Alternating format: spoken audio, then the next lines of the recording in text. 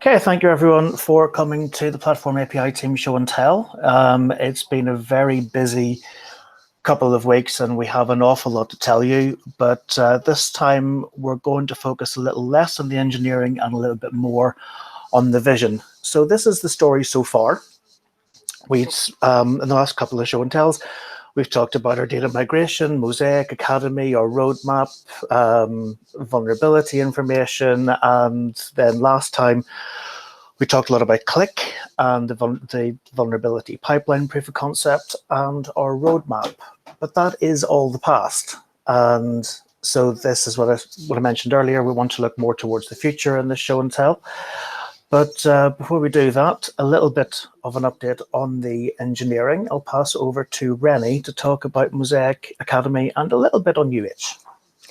Hi everyone, I'm Rennie. I'm a developer on this project, and yeah, as Dan said, I'll be talking about the work we've done around Mosaic, Academy, and UH.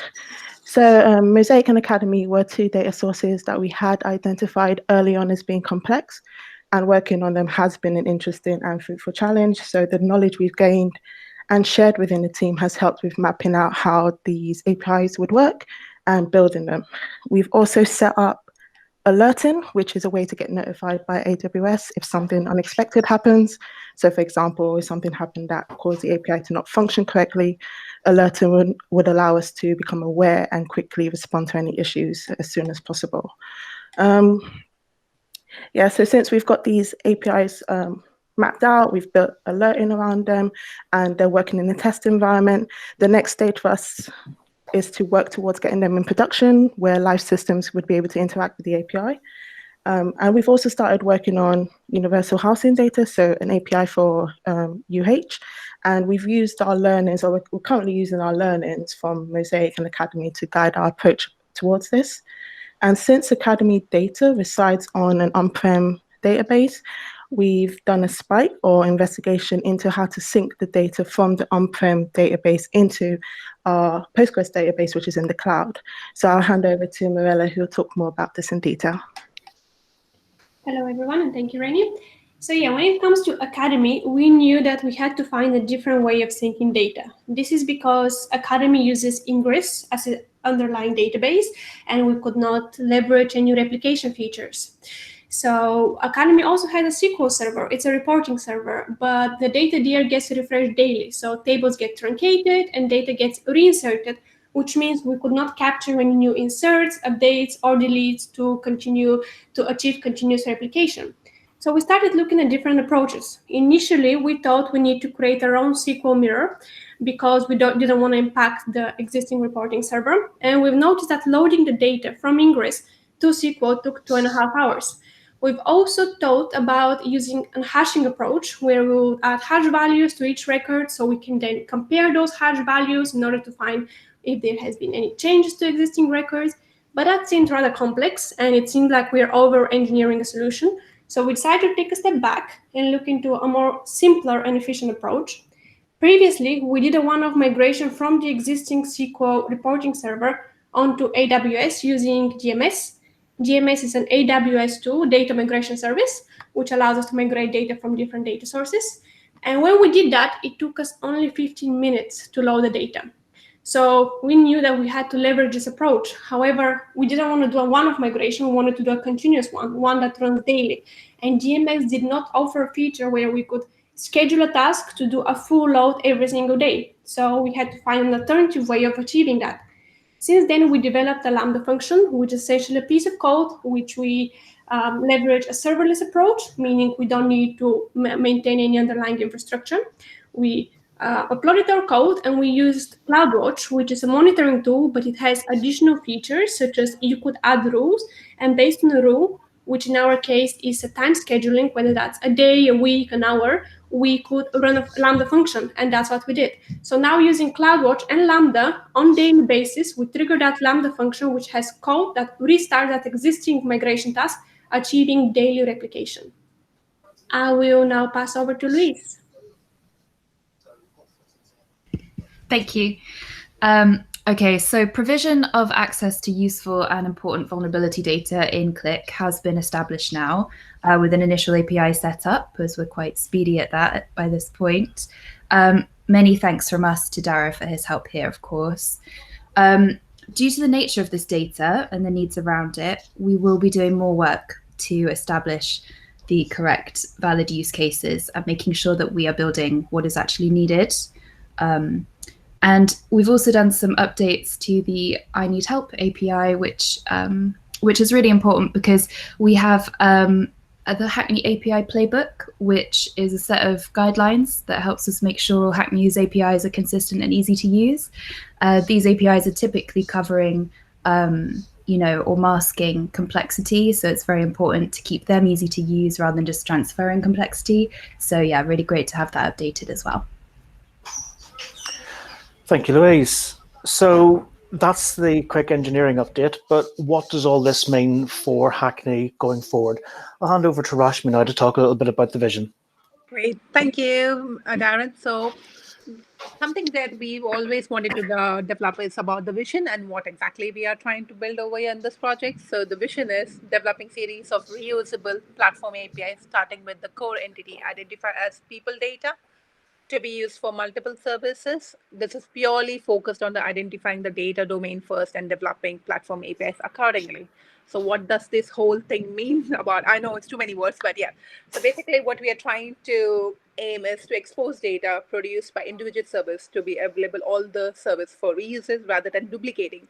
Obviously in the past we have been developing APIs as the project needed or as the service needed, but what we didn't realize that we were replicating the same need again and again pretty much in every API. So it just gave us food for thought. Are we doing the right approach? Are we doing the right thing or not? And that's why we introduced the concept of platform API for reusability.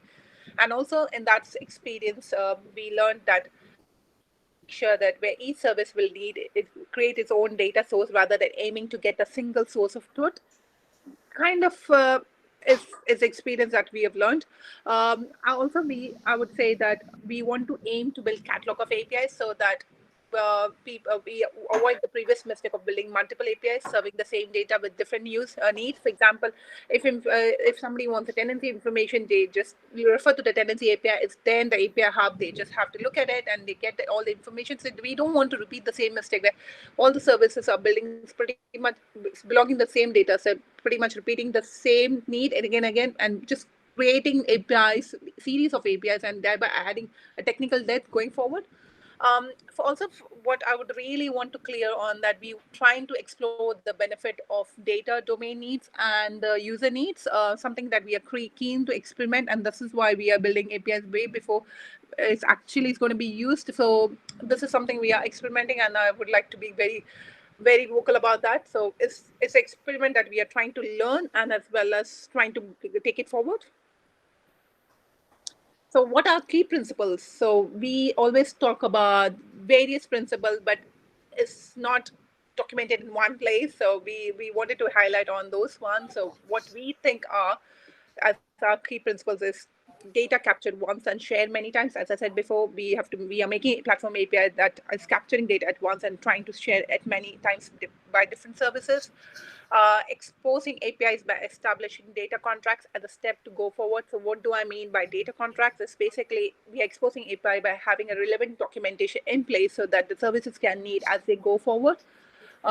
Building APIs which are less dependent on on-prem data sources, and this is why whole DMS work and why we are trying to create the replication from the on-prem to the on-cloud database, only because we want our APIs to be available 99.99999 by unlimited nice times. It is a key requirement. We don't want services to go down because of the maintenance or anything that happens on the on-prem service. A few weeks back, we had a VPN issue where all the services went down. If you guys, I'm sure some of you guys remember. So those are the things that we are trying to avoid. And hopefully by having this on-cloud data source, which will be available all the time, we will have services running all the time. We are trying to decouple services from underlying data sources. So we don't want to be tightly coupled with the UH database or it should be Mosaic database. If something goes if a system goes decommissioning mode, then it shouldn't be tightly coupled with those SSOs. So we are trying to do that.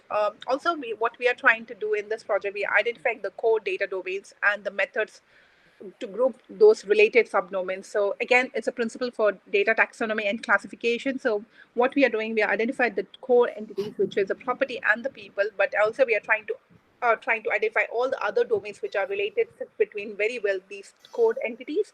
So and I'm sure Matt will be explaining more what we did in our workshop. Something that we really believe that we want our data to be highly available, secure, reliable, and durable. We are trying to follow the standards of open data all the time. We are also making sure that the deprecation into our delivery process to ensure any new platform APIs replace the one currently being used the services, but the deprecation process goes smoothly. And we are trying to build minimum thing that will work, iterate, and expand. So what we have come up with the first iteration, then we'll work out from the learnings what we had and trying to expand more and more on that. Also, what we are trying to achieve is having these new project aligns with our new APIs via the governance structure. So this is what we are clearly vocally, hopefully by this whole structure, we'll be able to communicate with the other services or other service development saying to follow this direction. So we don't want the services to build their own kind of set of APIs that can be adding to our technical debt. By having a clear strategy, this will be communicated to other service development so that they follow the similar direction what we are trying to do over here. So I'll pass over to Mirella over here. Thank you. So what could the resident information API look like? We know that it should be a central point of reference for the data that doesn't belong to only one system. That could be a person's name, their date of birth, their contact phone number, and emails. We knew that we need to enable services to be able to search by this common data, and that we should also be providing links for other APIs that hold more system-specific data. For example, we may search for a person and they may have a record within our housing system, and the service might need to know that housing-specific data. So our API needs to return that link that will allow the service to basically do that subsequent API call to that API that's going to return specific housing data. And we also knew that we need to be able to see when the data has changed, especially the links between systems, so we can audit it and we know that whenever a change has happened, that change can actually be trusted. And this is an example of a JSON response of what it could look like. A JSON response is essentially the API response that the service consuming will receive. We know that we're going to have the set of common fields like names, date of birth, and contact details being returned. And as I mentioned, we also want to return links, which will be basically a list of items. So if Jane Smith, like in this example, is known to Academy because she's paying council tax, and she's also a council tenant, so she is known to Universal Housing, we would be able to return those links. And if the service consuming our API needs that further information from Academy or from Universal Housing, they'll be able to use that API URL to receive that additional data. I now pass over to Matt. Oh, helps if you unmute yourself. Yeah, thanks there, Mirella. So all of this is an evolving kind of process, and we still kind of found we had some confusion about how the APIs would communicate. So we kind of took a step back, and as it says here, what do? You have a workshop. So some of the output from that workshop was kind of this high-level kind of data domain spider, I think it looks like. So we've obviously been working on kind of the people, the resident side of it. So the kind of the green dot with people inside it. And we kind of wanted to look at what else links to it. And that's where this kind of, all of us sitting on Idea Flip started chucking the different kind of data domains that we knew of onto the board, drawing the links between them. The red dots are, I think they were for things that SingleView will need to be using, because SingleView is kind of one of our use cases for the APIs that we're building. And from here, we then moved on to some kind of key questions as talking points. And I think we had 6 of them, but we voted on 3, which are the blue boxes in here. And they kind of come under kind of 3 headings. I'm going to go from right to left just to be different. You've got conflicts on the right there. And the title was, what should we do when we identify a conflict between 2 systems data? And we kind of all chucked our ideas about what we should do on there. And the general gist of what we came up with is simply just surface the data and then make it easy to fix. What easy to fix means will be decided later, but that was kind of what we came up with. We did also decide that I don't know how well you can see it on there, but there's the bottom one in the conflicts box was fix automatically, and we all put crosses and like kind of bad images on that and unhappy faces. We do not want to fix things automatically. In the spirit of doing things manually, we decided we come on to the next question, which is who should be responsible for making the links between the different systems. And the general kind of feeling on that was that it would be officers doing that. However they would do it. Again, we don't quite know what that is yet. But I think we felt that in some cases we would be able to link the data automatically. So, for instance, if there's a national insurance number, we could potentially be relatively confident that they could be linked, but it might also throw up a conflict, I suppose, depending on what we kind of looked at. But we recognise that the data and insight team would obviously be best placed to assist us kind of working out how we do these things. And then the final bit, which won't really make sense until the final slide, but that was which other systems should directly access the system platform APIs that we've been building. So, what does that even mean? Okay, if we look at the next slide, this will hopefully explain it. We're kind of questioning whether an application that's only interested in perhaps the social care resident information should directly go to the social care resident information API, or whether it should go through the resident information API, which sits inside the public APIs box there. And I think we're still not quite sure. It possibly doesn't matter, but it's again something else that will kind of like, I reckon, develop over time. Another thing that came out of this session was also we kind of got another use case in the form of NCC, which is a system that's used by the contact center, and that is currently it stores contact information inside CRM 365, which is questionably not the best place to put that information because it's not particularly accessible. So we thought maybe as a kind of a start for 10, we could drag that data out into kind of its own actual database, so a Postgres database, and make NCC be another one of our kind of first use cases for using the resident information API. And then also further down the line, other systems could potentially feed from that database in the future.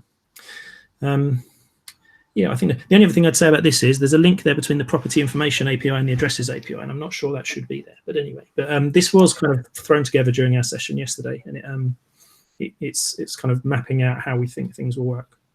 I think that's it. Yep, thank you very much, everyone. What questions do people have for us? Don't be shy.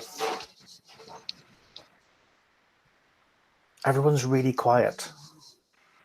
Either we've stunned you all with technology and information, or people have forgotten to unmute.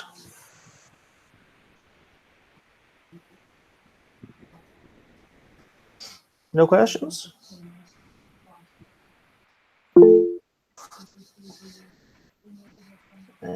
Question here is, how easy or difficult has it been to build the SQL mirrors? Anyone want to take that? Mirella, Matt? Yep. So we're building our mirrors on CloudTop using the Postgres instances. We actually created Terraform templates, which means we have all the setup required to just, and we have a pipeline for it. So it's literally as easy as we set up the required parameters, port numbers, database names. We will create this, the Postgres instance.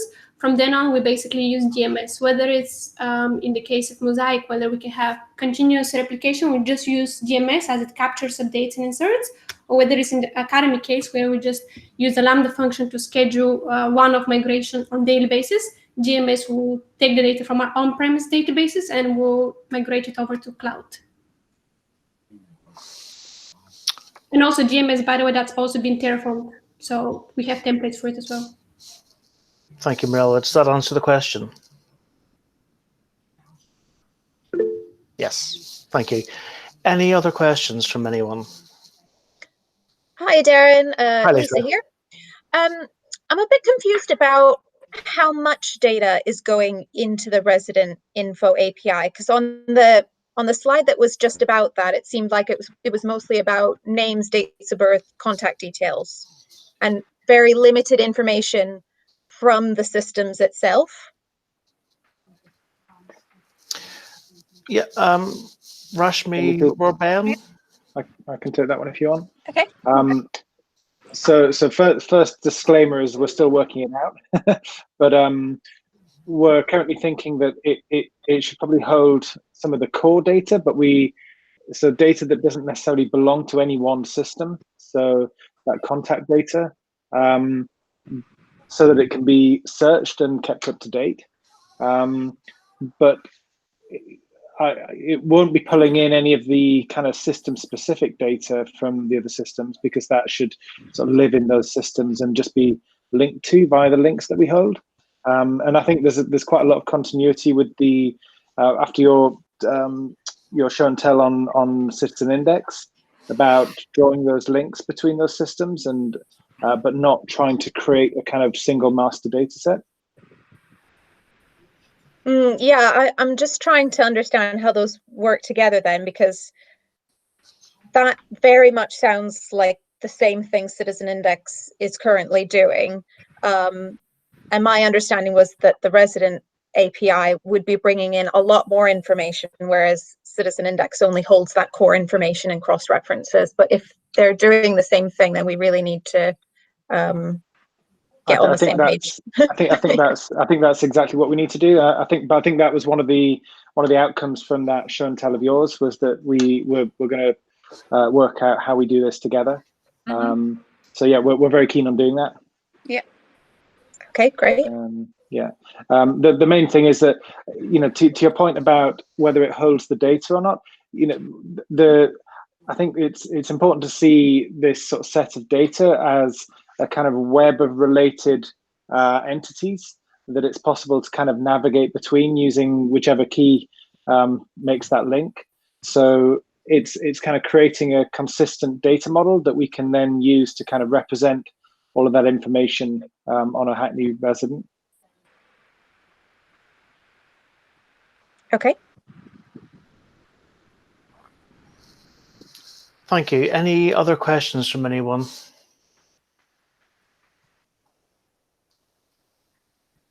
No?